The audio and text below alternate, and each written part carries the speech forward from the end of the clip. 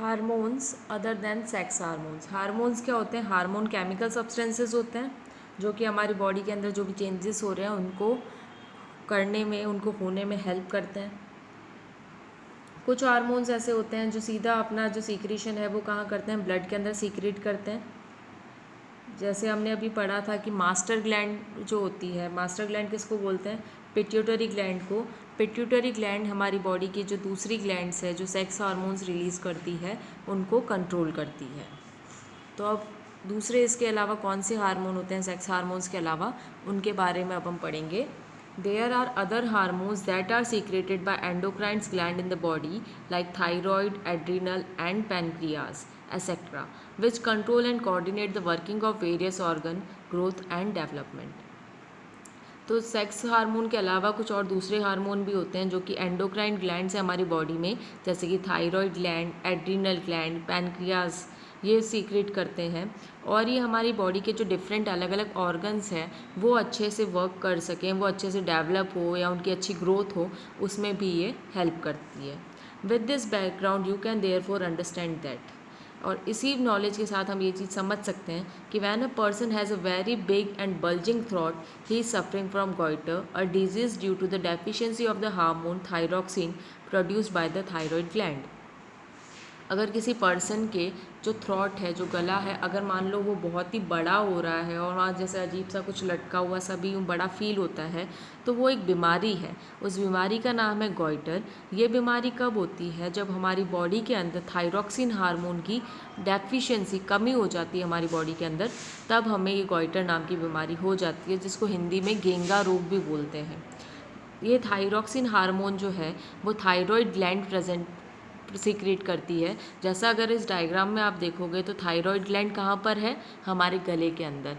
और अगर ये मान लो ये ग्लैंड अच्छे से काम नहीं करती है तो हमारी जो थायराइड ग्लैंड है ये बहुत ही बड़ी हो जाती है और बाहर गला का जो साइज़ है वो आपको बहुत बड़ा अजीब सा दिखाई देने लग जाता है।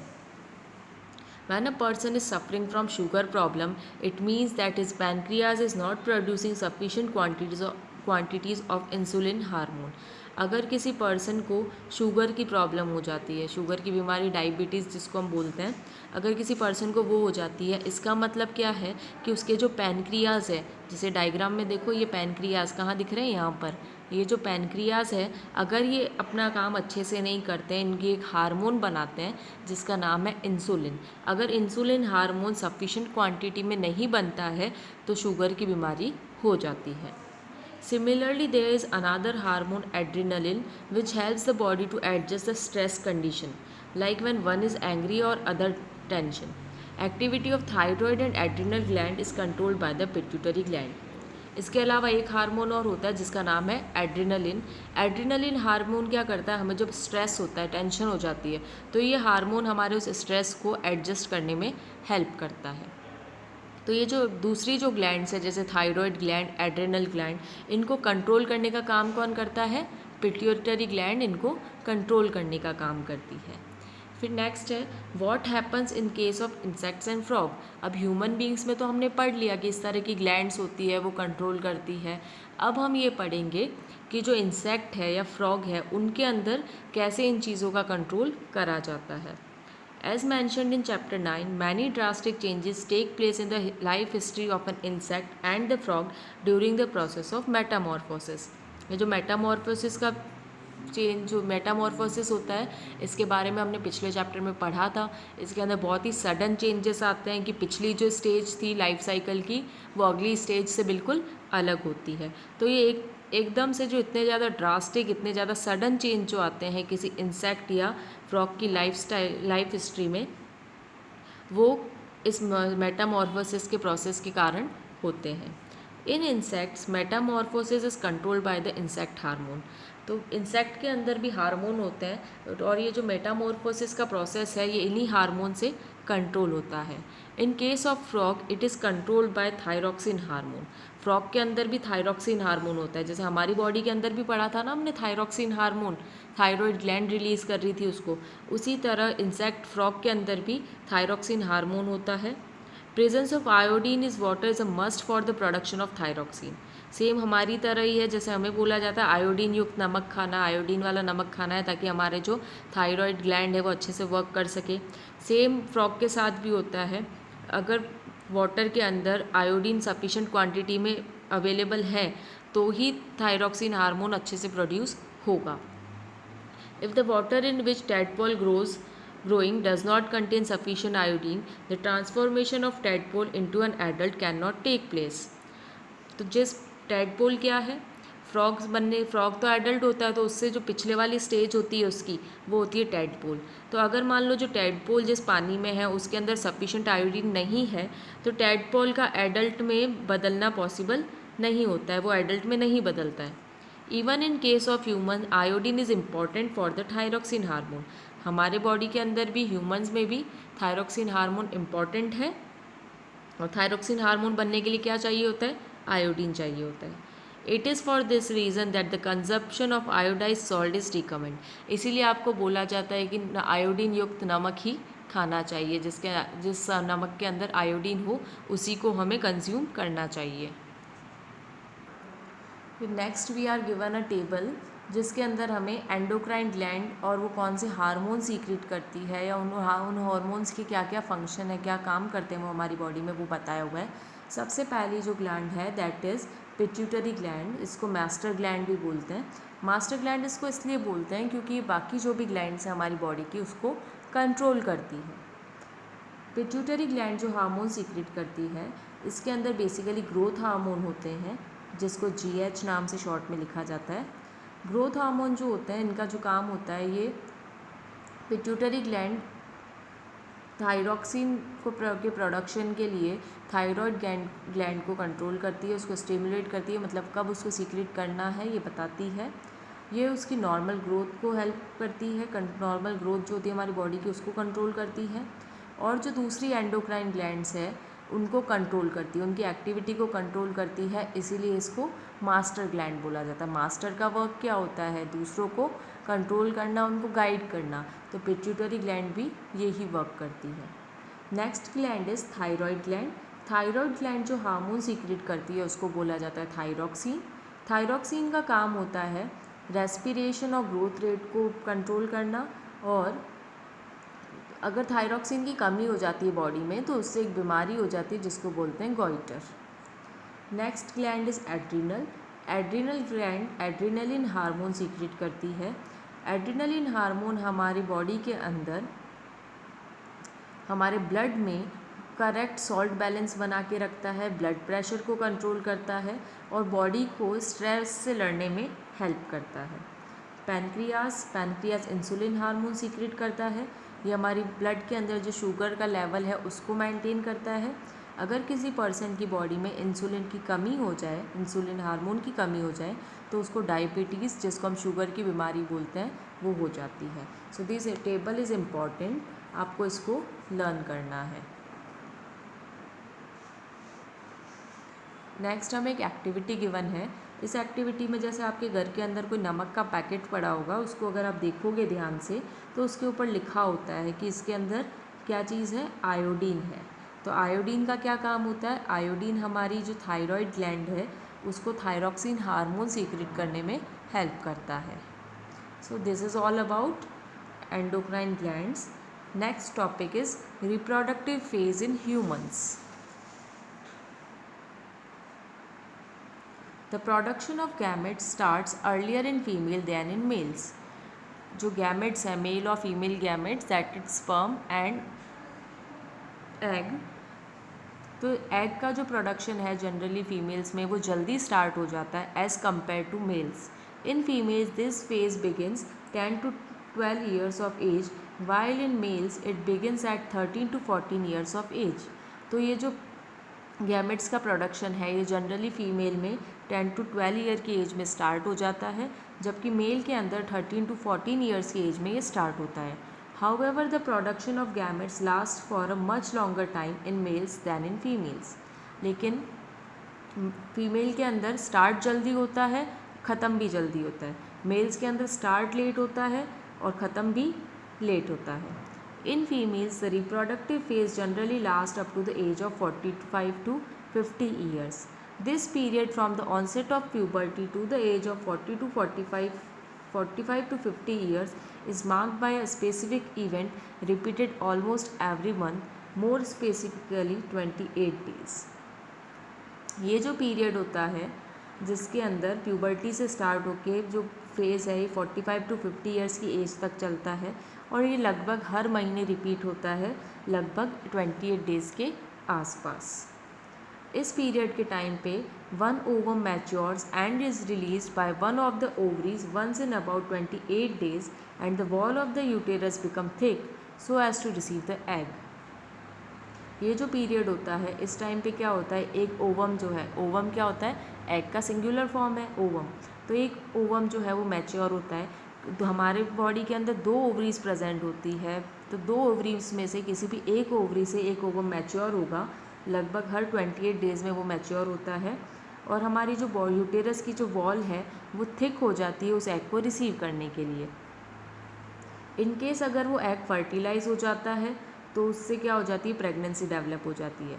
अगर फर्टिलाइजेशन नहीं होता है तो ये जो रिलीज एग है वो यूटेरस की लाइनिंग में जो ब्लड वेसल्स है वहाँ से वो शेड ऑफ हो जाता है, वहाँ से वो निकल जाता है और इसी के कारण वुमेन्स में ब्लीडिंग स्टार्ट हो जाती है।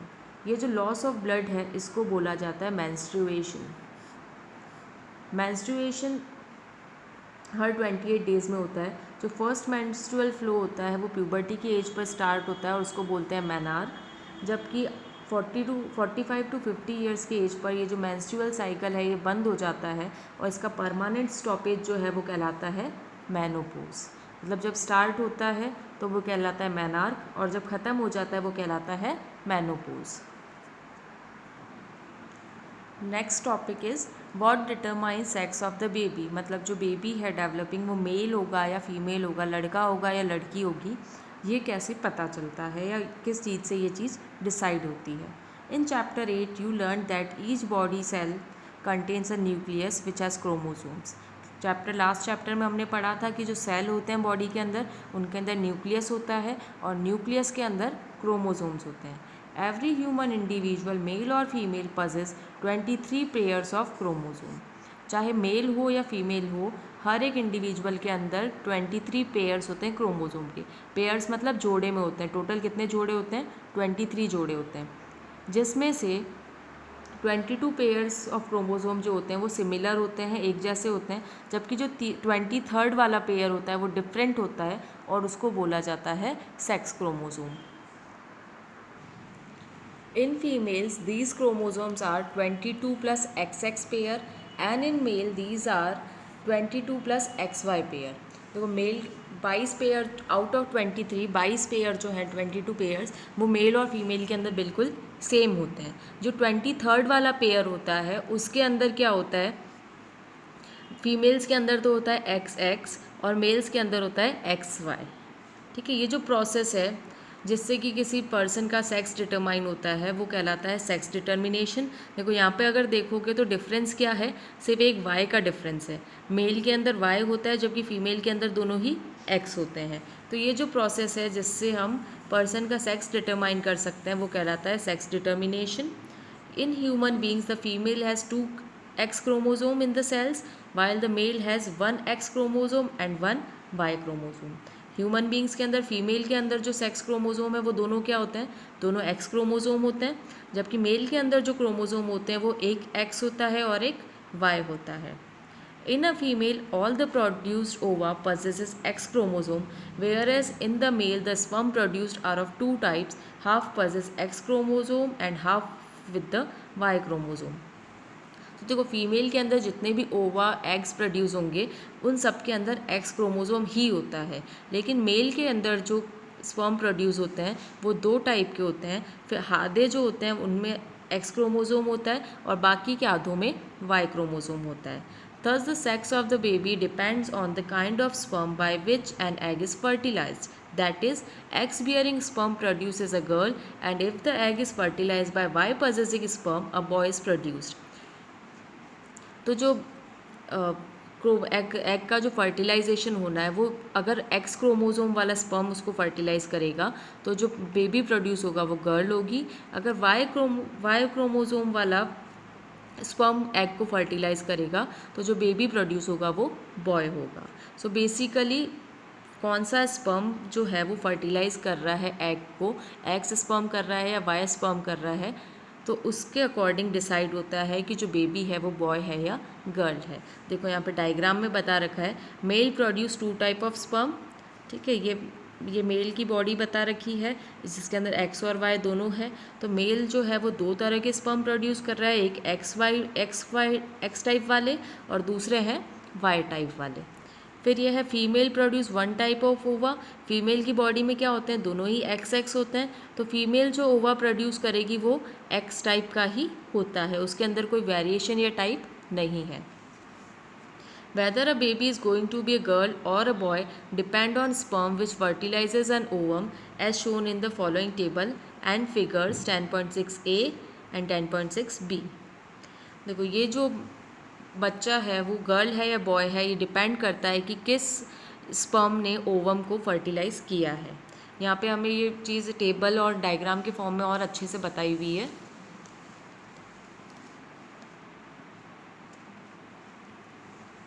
From the above information, it should be clear to you that children are not the gift of God, as was believed by the people in earlier days and is believed even now by some village people.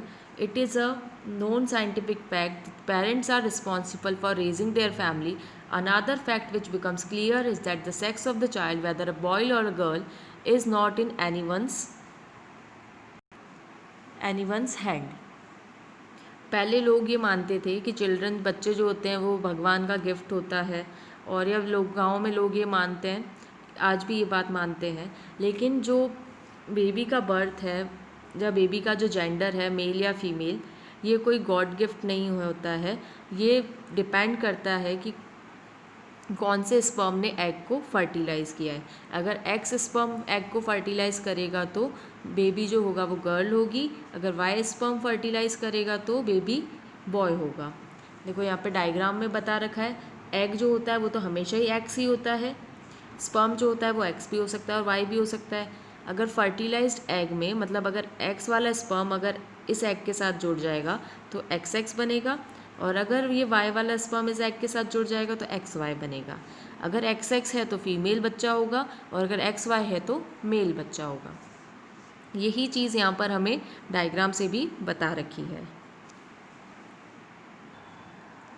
तो कोई भी बच्चा जो birth हो रहा है जिसका, ये चीज़ मदर के हाथ में नहीं होती है कि वो बेबी बॉय होगा या बेबी गर्ल होगा। तो इसीलिए वुमेन्स को टॉर्चर नहीं करना चाहिए कि वो सिर्फ बेबी सन को ही बर्थ दे, क्योंकि ये चीज़ किसी भी वुमेन या किसी भी मदर के हाथ में नहीं होती है।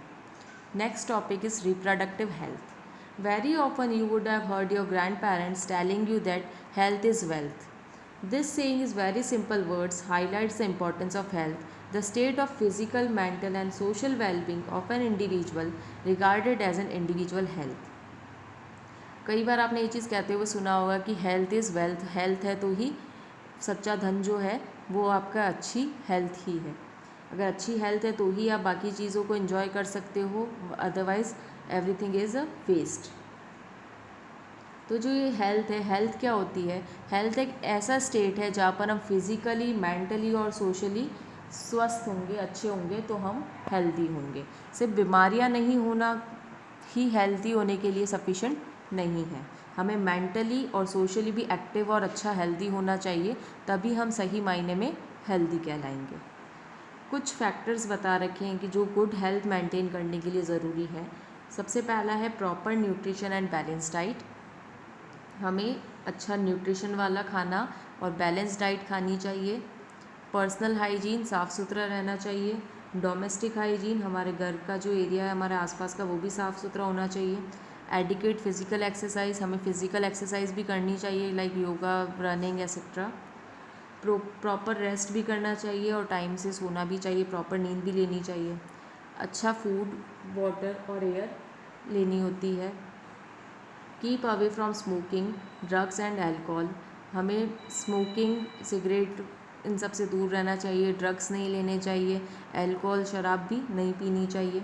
During adolescence these factor become even more essential as the body is growing. और एडोलेसेंस के टाइम पर ये सारी चीज़ें जो फैक्टर्स बता रखे हैं ये बहुत ही ज़्यादा इंपॉर्टेंट हो जाते हैं, क्योंकि इस एज में हमारी बॉडी जो है वो ग्रो करती है, तो हमें इन सब चीज़ों का बहुत ज़्यादा ध्यान रखना चाहिए।